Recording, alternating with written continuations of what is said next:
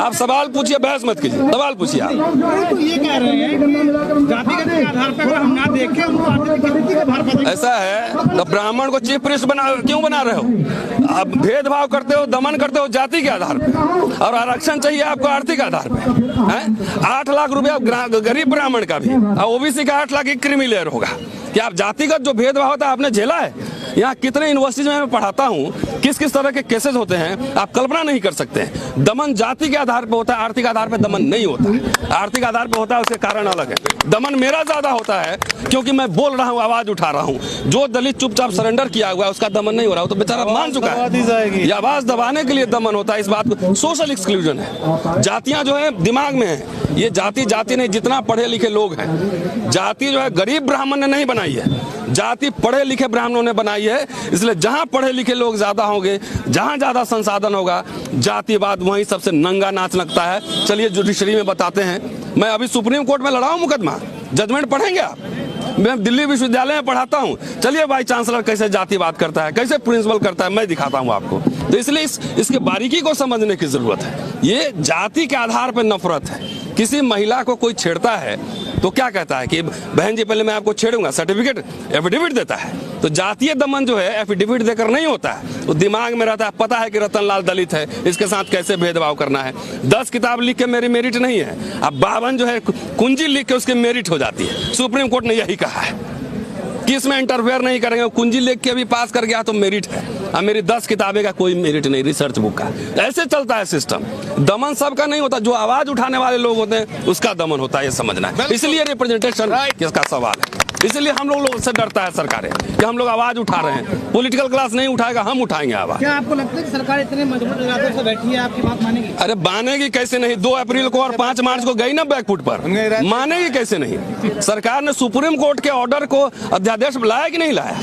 5 मार्च में रोस्टर के सवाल पे सरकार बैकफुट पे गई कि नहीं गई? ये तो हम कितनी ताकत सड़क पे दिखाते हैं, इससे तय होगा कि सरकार हमारी कितनी सुनती है कि नहीं सुनती। सर जो ताकत की बात करें, शाहीन बाग में बहुत लोगों ने ताकत देखा, लेकिन सरकार पीछे नहीं है। कोई बात नहीं है, वो पीछे नहीं हट रहे तो लोग कहाँ पीछे हटे? अरे ताकत आप क्या समझ रहे हैं? यहाँ कोई लठैती थोड़ी हो रहा है, जनता की ताकत है।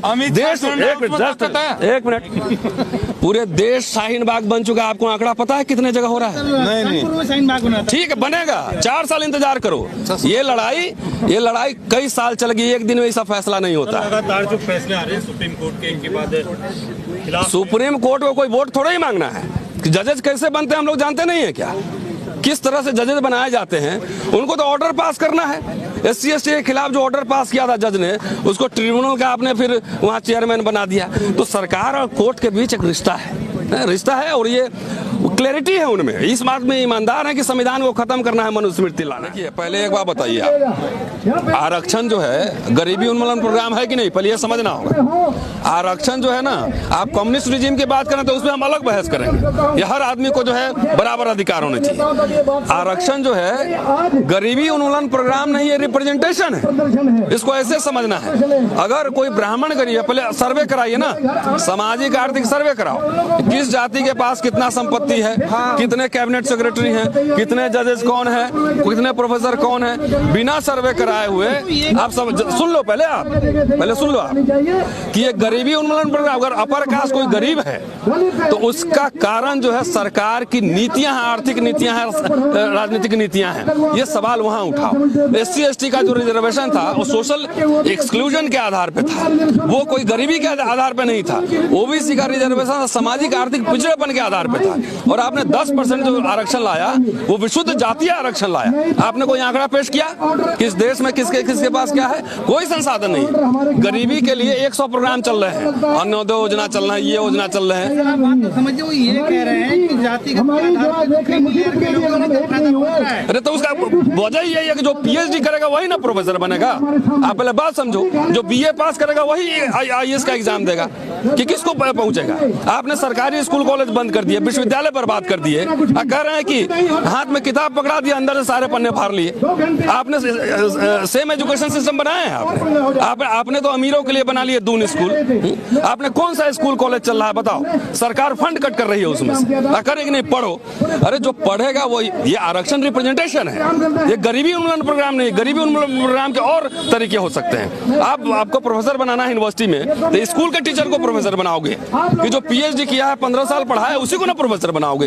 कितने प्रोफेसर बनाए आप? ये सवाल है। ये हवा में ये भक्त लोग फैलाते हैं कि गरीब तक नहीं पहुंचा। अरे गरीब के पढ़ने के लिए, उसे खाने के लिए आपने कोई इंतजाम किया क्या? आपने डेमोक्रेटाइज किया? यदि सब राज सत्ता पे बात हो रही है, वो दिक्कत इसलिए कोस रहे हैं ना कि सरकार की नीति गलत है। सब सरकार, मैं ये नहीं कर रहा हूँ, बीजेपी गवर्नमेंट ये आरक्षण को खत्म करना चाह रही है, ये वोटबंदी करना चाह रही है, दलित पिछड़ों आदिवासियों के जो राइट्स हैं उसको खत्म करना चाहती है। इसलिए कुछ बातें खुद करती है और जो सीधा नहीं कह सकते हैं वो जो है कोर्ट के माध्यम से करवाती है। कि आप देख लो, चाहे वो SC ST एक्ट का मसला हो, चाहे रोस्टर का मसला हो, अभी CA NRC भी आया है। आप बताओ 10% आरक्षण किस कैटेगरी में है? फिर कोर्ट को ये कहना चाहिए था ना। तो अनकॉन्स्टिट्यूशनल रिजर्वेशन 10% पास हो गया पार्लियामेंट से, उस पर आज तक कोर्ट बैठी हुई है। और SC ST के बारे में जब उसे खिलाफ निर्णय देना होता है तो रातों रात कोर्ट का निर्णय आ जाता है। भाई मैं तो सुप्रीम कोर्ट तक मुकदमा लड़ा हूं, मैं तो जानता हूं कि कोर्ट काम कैसे करती है। वो जो है अपने show me your face, I will show you the rules. आप चेहरा दिखाओ और चेहरे उसके हिसाब से आपको न्याय मिलेगा। तो ये भी बताना चाहिए कि जज का बेटा जज बनेगा, ये कौन से कॉन्स्टिट्यूशन में लिखा हुआ है? तो ये बात हमको